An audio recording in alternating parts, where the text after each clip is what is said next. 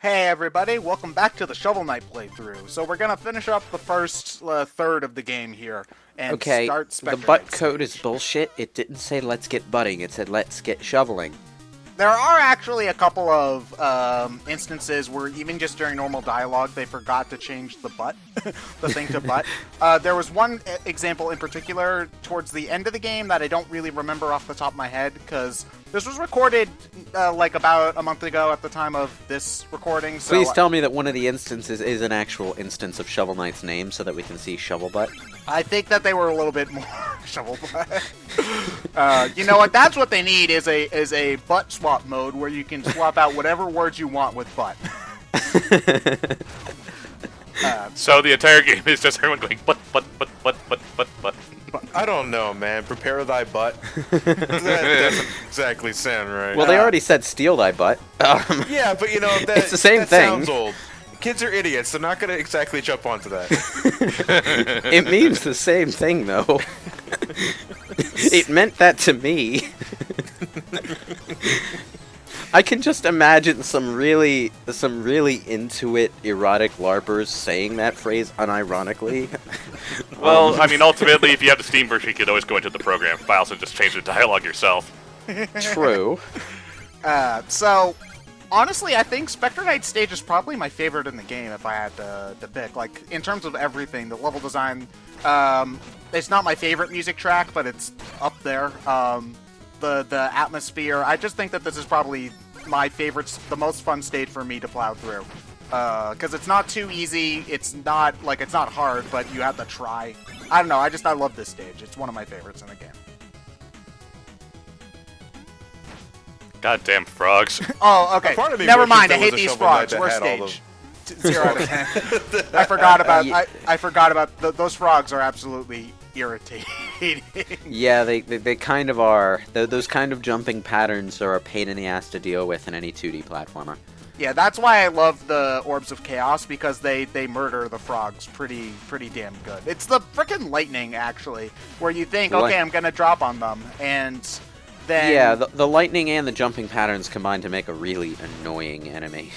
Yeah. So the Orbs of Chaos, if you get it right, it will knock back the frog, and it'll try to jump, and then the ball will be in that place where it's about to jump, and you'll just kill it in one shot, which is always the best. So that's why I almost always go for the orbs early on in the game, even if I am trying to do like a low percent run or something like that. I almost always go for the orbs there. Other than the amulet, which I think we're just about to get, we get The it phase in this amulets down here. Is the amulet? Is that the amulet, or is that just No, gold? no, that's just gold because Chester's always in blue chests. Oh yeah, but the amulet, like especially for a first run, is damn near essential. But other than that, I think that the orbs are the best item in the game, for me personally. That skeleton truly regretted nothing. Well, one cool thing is that the skeleton won't walk off into pits if its head is still on, which is, which is a cool. It has more preservation for its life, despite the fact that it's a skeleton. Yeah, you see, it makes more sense than, oh, this one's painted green, so it's going to just jump into the pit for no good reason. A part of me kind of wishes, I know it'll never happen, but I wish there was a version of Shovel Knight that had like everything included. And I know that'll never happen. Oh, you mean like, oh, you're talking about the Battletoads and Kratos. Oh, yeah. Battletoads and the Kratos fight and all that, yeah, because Yeah. I mean, at some point I'd like to record the Kratos fight. Stupid and licensing the issues. Battletoads stuff. Yeah. Well, that's just how it works when you have the console manufacturers have exclusive stuff. Yeah. Yeah. Is there any other game you can think of where there's all these different things hidden behind different versions of the game? Soul Calibur. Oh, You Soul sure Calibur. caught that rock real good. Yep. It's almost as good as when I'm actually going fishing. You want to play a Spawn, you gotta get on the Xbox. Why would you Why would you ever want want to to be play- Spawn? Well, I'm just saying, there There are was a Spawn time when fans out Spawn there. was kind of cool. Yeah, 1994. Well, I would say a little later than that, but I get what you're getting at. McFarlane Yeah, is there at are people least that play really good at Hiachi. character design. GameCube version or bust because of Link. Yeah, but you know, I know there are some people that would like to play as Heihachi. Then play Tekken. Yeah, like, that's the most, So- honestly, that's the most boring one, because it's just like, okay, that's just a Namco character. They can put Heihachi into Soul Calibur whenever the hell they want. Like, they kind of take place in the same universe, because Yoshimitsu's in both of them. So, like, why bother, you know? But, yeah, it is kind of a shame. One other thing in terms of release that's a little bit weird is that once Spectre of Torment came out, they upped the price for the game in total. If you wanted to get all the different versions, like all the different characters, I should say. But they also released cheaper versions where if you just want to play as Plague Knight, you can buy that for $8. Or if you just want Shovel Knight, Yeah. you can pay for $15. And if you want everything, you pay $20 or $25, if I remember correctly. Yeah, they And- released the standalones. Yeah, I believe it's 25 total. And I believe everybody who did own the game previously got Got their the treasure game- trove version, yeah. they got up, Yeah, which is good to do for people, for early adopters. It's an interesting decision, I think, because Well, they've been putting all this work into it, ostensibly for people who've already bought the game, but that's expensive work, you know. Yeah. And you know, it's part of why I'm not too upset over the cutscene stuff not being updated for gender swap mode, because that would probably be the most expensive part. And at that point, I think they were still doing this under the mentality that the game would stay the same price forever, and everyone who owned it would not be paying any more. yeah, I believe, again, because I love Yakult games. I read pretty much every article they put on their website and stuff like that. Originally, the extra playable characters were intended to be more of a side mode akin to Mega Man Powered Up, where not much Yeah. changed. It was just, okay, you're Cut Man now. Yeah, but they put a lot into it. They So- put so much into Plague of Shadows that it basically ended up being a sequel. Yeah, to the and game. part of that is partly because the base game was so successful. Yeah. But at the same time, that that added expense isn't being recouped. It's being funded by the money they already had for the most part. So they had to alter their business plan to make it all more feasible. So I have Yeah. no real problem with that arrangement at all. Yeah, I don't think anybody really has a problem with it. I find it, I kinda- surprising that I- this is like the only time anybody in any video game ever would not have a problem with somebody upping the price for their game. You know, like if you did, okay, suddenly Soul Calibur 4 is now going to be $70, like people would throw a hissy fit. So Well, yeah, but in that case, we'd probably just be getting the same game again with nothing extra. oh no, you get one new costume. That's worth it. Trust me. Which is to say, I mean, do you guys think when, like, 15 years from now, when Shovel Knight 2 is a thing, do you think they'll go all out from the start and give us many alternative options? Or will they go That may the depend. original route? I think that may depend on what they do for their next project and how well that does. I think Yeah, another probably. thing that has to do with it that's important to remember is that Shovel Knight did start off as a Kickstarter game, and like many Kickstarter games, especially from the time, you know, they really wanted to push for more and more money during that Kickstarter, and so they did that via stretch goals, which is like, okay, we raised $300,000, we're going to have 3 playable extra bonus nights. And when you say it during a Kickstarter, you don't realize how much extra work that's actually going to take. So I think a lot of whether or not we get extra modes or this many extra modes depends on whether or not we see them kickstarting the next game if they need to, if they decide to, and, you know, what promises they find themselves making. Like, I can guarantee you that if they do bother to kickstart their next game, or a Shovel Knight 2, like, I bet you their next game isn't going to be Shovel Knight 2, but let's just say... No, they basically said that it's probably not going to be. Yeah, but let's just say Yeah, Shovel Knight 2 I don't see them. for... I don't think the next game is going to be a Kickstarter project. Yeah, but even if they did kickstart a Shovel Knight 2, for argument's sake, it's no stretch goal is going to be 3 playable bonus nights. Like, one Okay. will be a playable bonus night. I'm slightly curious about Spectre Knight's design. She's a skeleton, right? Yeah. So why does she have breasts? Well, no, she's not a skeleton. She's got bone a legs. zombie. She's a lich. She's a Bone zombie. legs. She's a zombie. No. Or that's armor. No, that's not. That's armor. That's not. Bone. In Oh, Spectre is of it? Torment, they go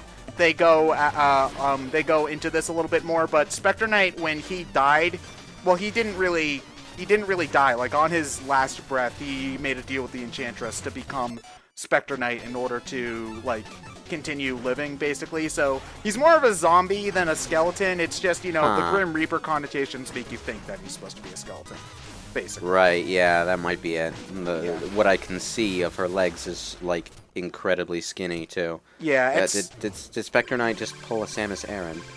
Yeah, kind of. Huh. Well, no, because, I don't think Samus Vera's suit has boobs. No, he's talking about, like, when the suit explodes. When and you see her Samus go dies like, in the 2D games, like, the death animation is, like, the screen going white and the armor going away, and then, yeah.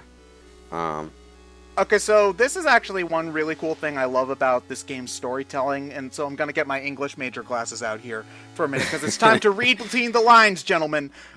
So later on in the game, when you're talking to Treasure Knight, he talks about how his Shovel Knight's greed has gotten people hurt before. In this dream sequence, you're defeating monsters, and they drop lots of gold, and you really want to get that gold, because gold is great. But you also are trying to catch Shield Knight. Shield Knight. You're trying to catch Shield Knight, yeah. So if you aren't, so basically it's a matter of whether or not your greed in defeating enemies will get in the way of you actually being able to save the person you're trying to save, and like that's a really, really cool way to do like dialogue-free character development for this for a relatively simple character too. It really is an interesting way to use gameplay to make a story point. Yeah, which it's not something that I see too many games often doing. And one good thing about it that I also appreciate is that like you can read between the lines, gentlemen, but you can also just be like, ooh, bonus gold. And also, even if you do want to read between the lines, it's not so obvious that it's basically not even reading between the lines anymore. It's just like, look at how cool our symbolism is, guys. Look at how well thought out our story is. Yeah, that kind of ticks me off in story stuff, is where they don't think you're smart enough to pick up on their hidden symbolism, so they shove it in your face, and then it stops being a cool little point that you're trying to make. Shovel it in your face. Yeah, shovel the dirt in your face. Yeah. No, they butt it in your face. They butt it in your face. You're right, guy. What are we doing? Yeah. Recent Ghost in the Shell, anyone? That said, I always let Shield Knight fall because I'm going to save her at the end anyway. Oh, actually, one thing I've never... You mean the Ghost in the Shell Hollywood movie, right? That's what I was saying. At first I was like, okay, I could probably enjoy this, but then I actually saw what they were doing with the movie, and I'm like, I haven't bothered to see it, but I looked up what the twist ending was, and that was just ugh. That made me not a very happy person, and I don't even I've never even seen. Yeah, I don't think it really needed a Stan Lee cameo. Are we talking a different movie? I'm sorry. Wrong Scarlett Johansson movie, dude. I'm sorry. But it's like they made it less subtle, and they also made it less smart, and they also made the point of the movie the complete fucking opposite of the source material at the same time. Yep, so they did pretty much exactly what I thought they would do. Dumb it down for general audiences. Dumb it down for general audiences only hits one point on that triple threat checklist of ways to screw up an adaptation. But they did all three. Jesus. Yeah, so I think that they expected you to... The way that they do gold in this game is I think they expected it to be a little bit harder than it actually was. Because the game shovels gold at you. And it's very easy to have a lot of surplus gold that you don't need anymore. And part of that's due to these bonus levels where they just like, okay, now I've got 10k gold, and at this point I don't have anything worthwhile to spend it on until I get to the armor outpost in the next area. Well, might as well max out your health and magic and stuff. Oh, but I really want like the shovel charge and the dynamo armor and things like that.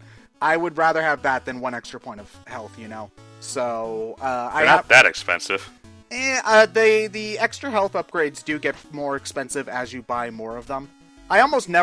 Magic is almost always the last. Dancing! I love this dance, and also you can get Shovel Knight to crouch and dance along just by pressing the down button at this point. One of my favorite things that they included was that one of the new NPCs they added, I believe in the Switch version, was the fairy. Yeah. Yes. That wanted to let you summon minions. Yeah. And the minions will also crouch with you when you duck next to them. So. Yeah. And in Hey, Inspector Knight and Plague Knight, that you eventually unlock an extra little animation that will happen when you press down as well. Like Plague Knight will start dancing too, and I think Spectre Knight like crosses his arms and is just like really pissed off at everything. Yeah. So. There we go. Yeah. So you gotta upgrade your butt. My butt. Yeah, so you can only buy Another so choice. many. Oh, I did. See, I did max out my health, and I've still got 8k gold left. yeah. And I'm not gonna. I don't use magic that much, so I don't want to spend money extending it because it does get And pretty expensive.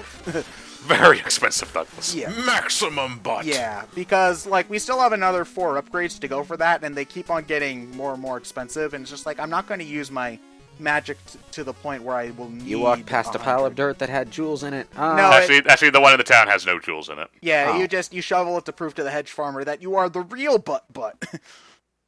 Okay. Because no one else can dig up a pile of dirt like butt. Nobody butts as well as you, butt.